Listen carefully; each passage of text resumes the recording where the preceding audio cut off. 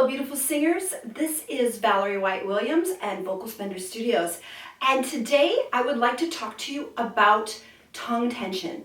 For those of you that are new, welcome to my channel. This is where I speak about singing and how to be a better singer for everybody around the world and for whatever level you're at. So please join in to hear more about how you can become a better singer. So let's talk about tongue tension. Tongue tension can be one of the secret factors that creates problems for singers.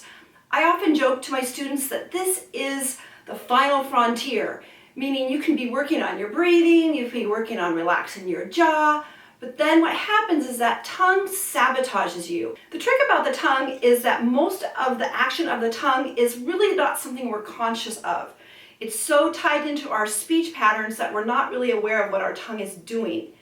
The other issue with the tongue, it is much more huge than people realize. There's a recent video that's gone viral of a German opera singer who is singing an opera aria with an MRI. And to be honest, it's a really creepy video. His tongue sits in his mouth. It's like this giant slug that comes up and out of his throat. It is huge. Now, he's probably a big guy. He's a bass baritone. But it is the same for almost everybody. Our tongue goes down our throat and it's attached to the epiglottis, which is the mechanism that holds the larynx. So the tongue and the epiglottis are really connected. So what that means is when the tongue is tense or pulling inward, it affects the larynx. So it affects the larynx's ability to function ideally. It also affects the resonant space that we're trying to create in our throat. That's where the concept open throat comes in. Clearly, if our throat was not open, we would probably be dead. But the concept of having the throat open is to really keep everything open and unrestricted.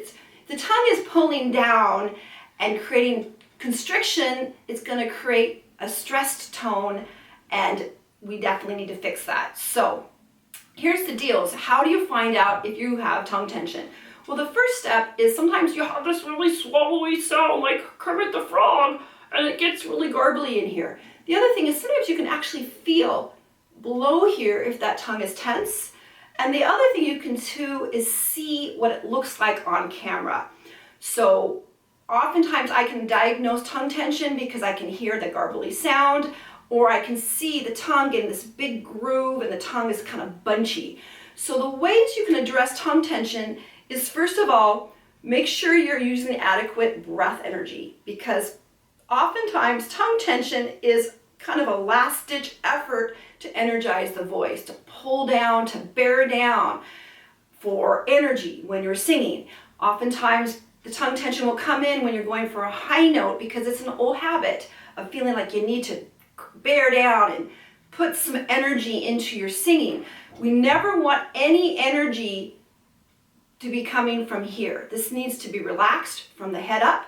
We need to feel that energy down below. So the first step is make sure that you have adequate breath energy to give your singing energy so the tongue does not need to clamp down. Secondly is just getting used to the feeling of the tongue forward. We want our tongue to be up and over.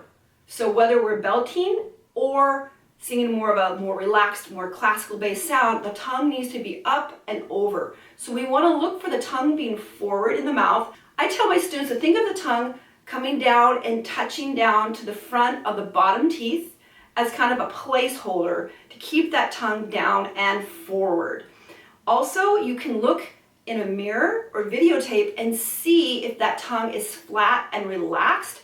Sometimes we'll see a slight little kind of dip, not a groove, but a dip, and that's okay, but we want a nice, flat, relaxed tongue, and that means the tongue is up and out of the way.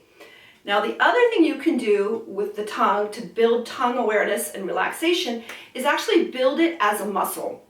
These are really boring vocal exercises, but they really do work. We can build the tongue so it's more independent in the mouth. So one of the exercises you can do is just work on the tip. You can do things like this. La la la la la la la, na na na na na na na. And we want our tongue to work independently in the mouth with the jaw still. We do not want this, blah, blah, blah, blah, blah, because then every time we move that jaw, it's going to affect the tone. So if you watch really good singers, the jaw is still, the tongue moves independently. So we're going to build the tongue with the tip of the tongue, la la la, ra ra ra. We also are going to do the back of the tongue, which is making the E vowel and the Y. So we're going to do like this. E-ah, E-ah, E-ah. And I think you will be able to see the upper tongue moving, the back of the tongue, as I do E-ah, E-ah. And so what that does is builds the tip of the, what that does is build the strength in the back of the tongue. And the back of the tongue is also important, so we get that tongue up and out of the way. So the throat is open and the resonation is strong. The other thing about building the tongue muscle is so your diction is improved. Diction is in the tip of the tongue. So that tongue really needs to be controlled, trained, so it will do what we want it to. It'll stay out of the way when we need it out of the way. It'll enunciate when we want it clearly, and it will just lay flat and it won't bunch or try to muscle the sound. All right, that's the tongue. I would love to hear in the comments below what works for you for tongue tension. Also, thank you for subscribing and the likes. If you haven't subscribed yet, please click below, subscribe. Also hit that bell so you get notified for all the uploads. And I so appreciate all the comments and the support. Have a great day.